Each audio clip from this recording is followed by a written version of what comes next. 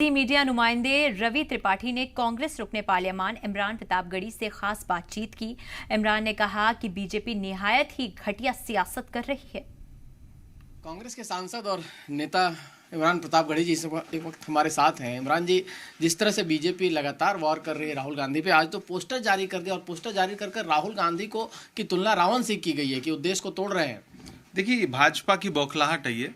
भाजपा उसी दिन से बौखलाई है जब से इंडिया अलायंस फॉर्म हुआ है। कभी इंडिया अलायंस की तुलना आतंकवादी संगठनों से करना, कभी घमंडिया बताना, कभी जंग लगा लोहा बताना, अब रावण बताना, ये सब दर्शाता है कि भारतीय जनता पार्टी बुरी तरह बौखला गई है। 2024 से पहले के जो 4 राज्यों के चुनाव हैं उसमें संभावित हार देख रही है और 2024 में भी उन्हें सत्ता से बाहर होना है। इसलिए परेशान होकर के एकदम निम्नतम स्तर की राजनीति पर उतर आए।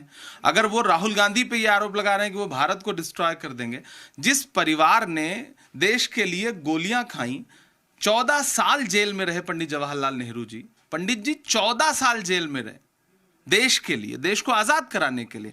इंदिरा जी के सीने पे कितनी गोलियां लगी थी कोई गिन नहीं सकता। राजीव जी कितने टुकड़ों में इस देश के लिए बंट गए कोई गिन नहीं सकता। और आज आप उस परिवार के चश्मो चराग को कह रहे हैं कि वो भारत को डिस्ट्रॉय कर देगा, जिन्होंने कभी अंग्रेजों के खिलाफ एक कोई आंदोलन नहीं किया। वो आज नेहरू परिवार पे, गांधी परिवार पे इल्जाम लगाते हैं कि वो भारत को डिस्ट्रॉय कर देंगे। इससे घटिया राजनीति क्या हो सकती है।